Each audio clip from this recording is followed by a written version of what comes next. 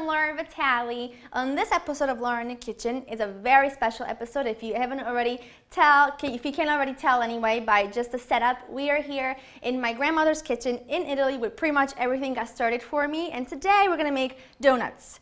And these are donuts that are very, very traditional here where I come from in Naples, and we are going to make them from scratch with my grandmother. She's actually gonna make them, and I'm gonna translate everything as we go along. So, pronta? Ready? Okay, the first thing you want to do is you want to take some all-purpose flour and you want to put in some cooked golden, these are just Yukon Gold potatoes that have been cooked and then mashed up. You want to make sure you peel them as well. And some lemon zest. Lemon zest just gives you some just beautiful, perfumey deliciousness that you absolutely need in this recipe. Poi, zucchero, some sugar. Puoi parlare, no, non ti preoccupare. Puoi parlare. Zucchero. This is some yeast that's been dissolved in some milk. It's really important that you dissolve it. And poi l'uovo? No, prima lo burro. Then some butter. I don't think you need a whole lot of butter. It's a new pack. Nice spoonful of butter. And I'll have the written recipe on my website, of course. And then she's going to pretty much mash everything together with the egg. She breaks it with the fork, I don't do that. Give it a nice mix until you pretty much start the whole thing come together. Faccia.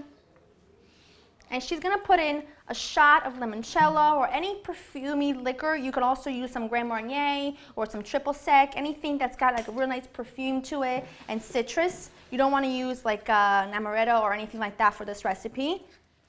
And you need a pinch of salt. Once it's pretty much come together, I'm going to dump it on a floured surface. Well floured because this is very, very sticky at this point. Yeah. You want to pull it together and be careful because it is going to be sticky, but it'll come together, I guarantee it. And she's constantly moving around. When I was a kid anyway, I remember when I would help her, all the tedious work would be my job, and all the fun stuff would be hers. Acchiappa. The amount varies really from the recipe, is what she told me, depending on the size. These are supposed to be done bigger. Traditionally, these are really big, but we like to make them pretty small because they're just easier to fry that way.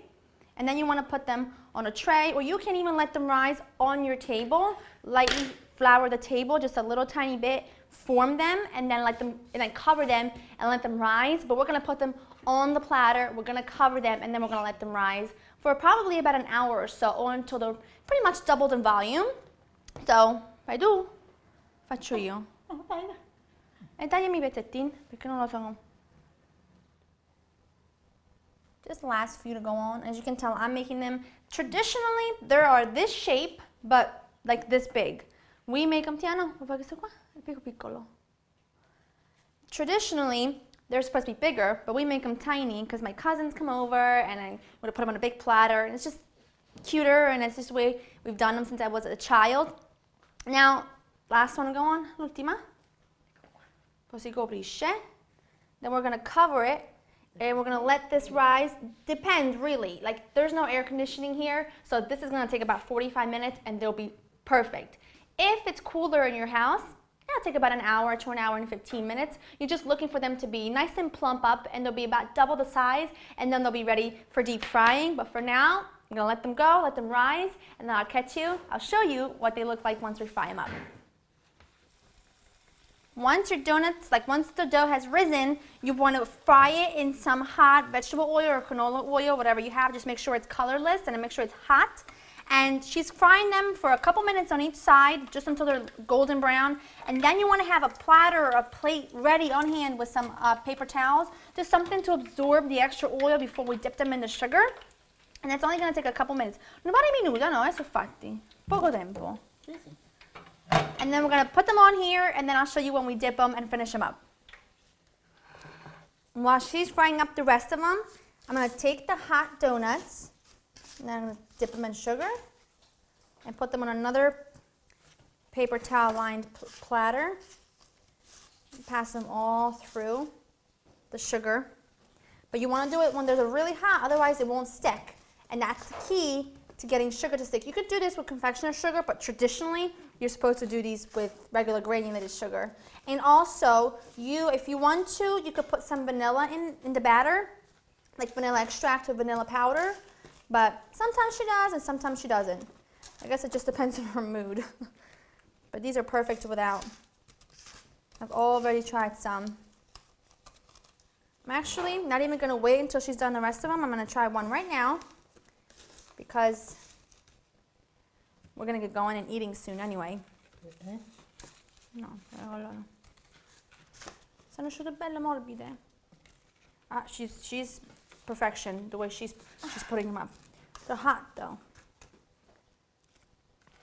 I'm going to try this one. And I let you guys go so that we can continue cooking because we have got family coming and we better have everything ready on the table.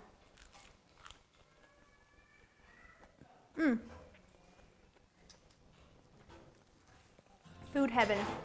I hope you've enjoyed spending time with us. Ano, saluda. Ciao, saluda. See you next time. Bye.